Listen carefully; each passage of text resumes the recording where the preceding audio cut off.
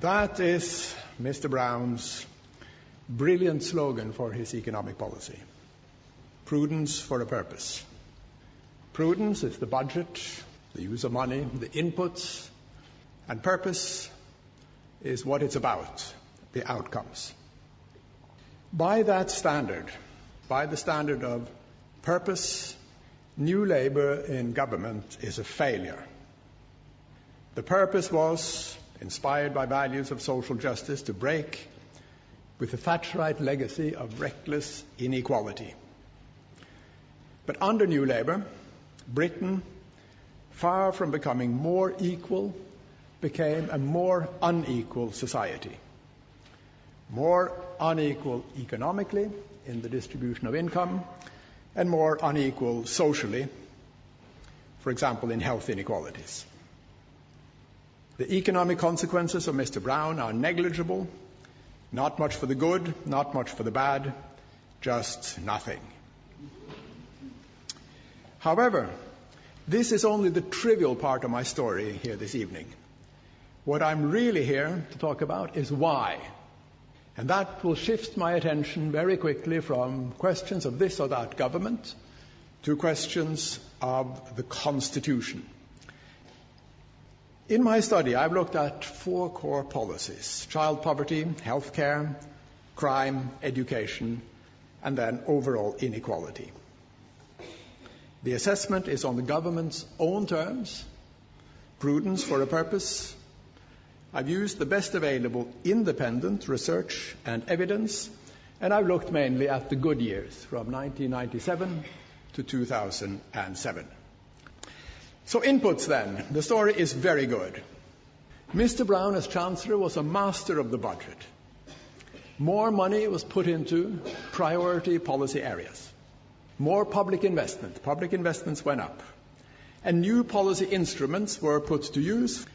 But then again, nothing or next to nothing follows through to results in outcomes. Let me say a few things about child poverty, Mr. Brown's flagship policy. This is a picture of what happened. That is the percentage of children living in households in poverty. Now, what that picture basically shows is nothing. Basically nothing. It remains that about a third of children in Britain live in poverty. Now, there are some small movements up and down on that chart, but basically this picture shows nothing.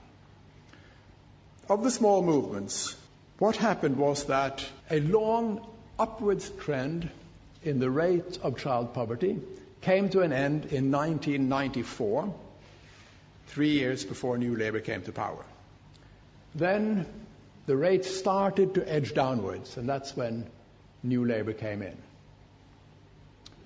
And then, after Mr. Brown introduced tax credits, the new instrument to combat child poverty, the rates of child poverty again increased. They should, of course, have decreased, but they increased.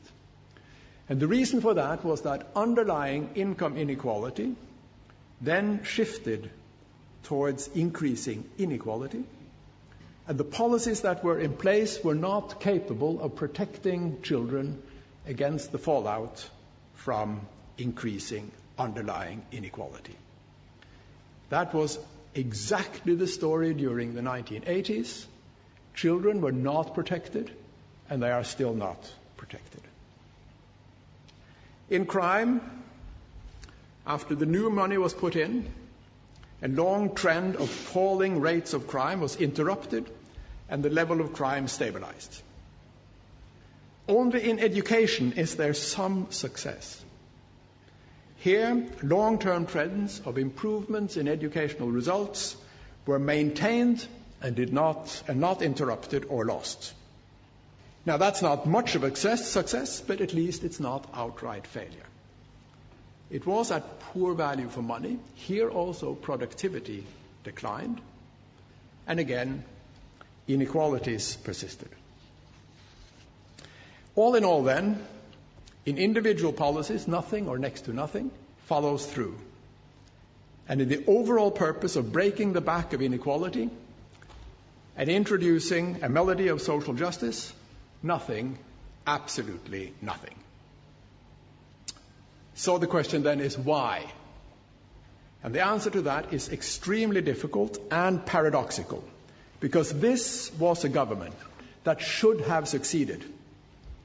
It had everything. It had power, it had money to work with from economic growth, it had mandate, it had vision, it had ambition, it had activism, it had sincerity, everything. And it was a competent government. There is here a real tragedy in the Greek meaning. The gods gave the ladies and gentlemen of the new Labour government everything they could want and dream of and ask for. And then the gods denied them any benefit from that gift. Now, Mr. Brown and Mr. Cameron shout at each other in Parliament. One saying, "We have succeeded," and the other saying, "You are incompetent."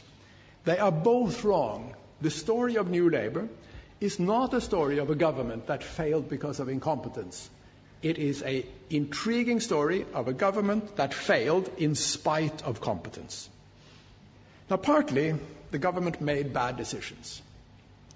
On child poverty, they used the wrong instruments and they did not put enough money in. They were warned early. In the NHS, much too much money was put in much too quickly and with much too much political spin. On health and crime, preventive policies were neglected and everything was invested in reactive and controlling measures. So there were policy mistakes, and there is much to learn from them. But even that is not much of an explanation, because we have to ask, why did a competent government mess it up for itself with bad decisions? And the deeper explanation then lies in the system of governance and in the Constitution. Now, in looking into government policies in detail, as I've done here, it quickly becomes visible how extremely centralized the British system of government now is. Everything is decided in and run from Downing Street. The rest of the country, and that includes Parliament, is on the receiving end, more under command than in partnership. Now, the absence of mobilizing policies in this review is legion. The population was not mobilized politically to rid the nation of the shame of child poverty and to repay its debt to its children. The professions in healthcare and schools were not rallied and encouraged. Neighborhoods were not mobilized against the scourge of antisocial behavior. People were not mobilized to take care of their health.